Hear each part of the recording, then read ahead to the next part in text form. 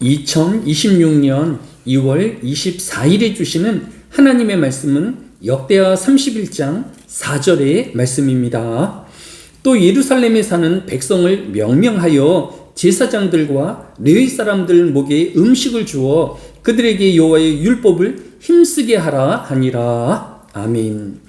사람은 세상을 열심히 노력하여 살아가는 것도 중요하지만 더 중요한 것은 어떤 목표를 위해 사는가를 분명하게 하는 것입니다. 고린도전서 9장 26절이 나는 다름질하기를 향방 없는 것 같이 아니하고 싸우기를 허공을 치는 것 같이 아니하며 라고 교훈하고 있기 때문입니다. 사도 바울은 자신의 형편이나 자신의 욕망이 이끄는 대로 향방 없이 살아가는 것이 아니라 분명한 목표를 가지고 그 목표를 향하여 살아가고 있다라고 고백하고 있는 것입니다.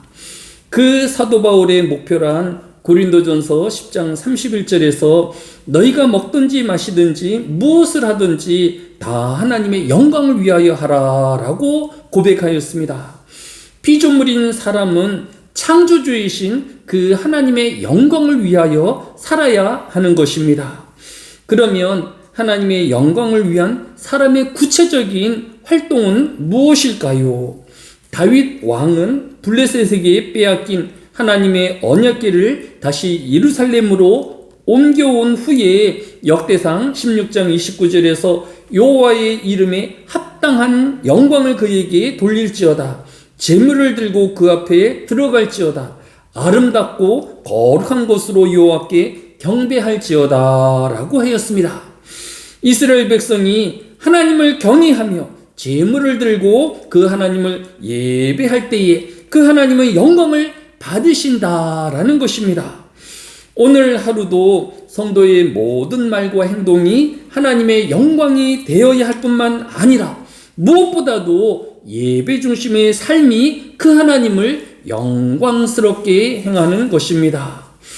두 번째로, 그러면 성도의 어떤 말과 어떤 행동이 하나님의 영광이 되기도 하고 또 어떤 말과 어떤 행동이 하나님의 영광을 가리기도 하는 것일까요? 이러한 기준점이 되어지는 것이 하나님의 말씀인 성경인 것입니다. 따라서 성경이 없이는 사람이 하나님의 뜻을 알 수도 없고 더욱이 그 하나님의 영광을 구할 수도 없는 것입니다. 그래서 디모데후서 3장 16절로 17절은 모든 성경은 하나님의 감동으로 된 것으로 교훈과 책망과 바르게 함과 의로 교육하기에 유익하니 이는 하나님의 사람으로 온전하게 하며 모든 선한 일을 행할 능력을 갖추게 하려 함이라 라고 하였습니다. 오직 하나님의 말씀인 성경만이 성도에게 무엇이 옳고 그름을 분별할 수 있게 하며 바른 믿음의 길과 또 그 성장을 이루어가게 인도하는 유일한 기준점이 되어지는 것입니다. 그래서 오늘 히스기야 왕은 오늘 본문인 역대하 31장 4절에 또 예루살렘에 사는 백성을 명명하여 제사장들과 레위 사람들 목에 음식을 주어 그들에게 여호와의 율법을 힘쓰게 하라 하니라 라고 명명하였던 것입니다.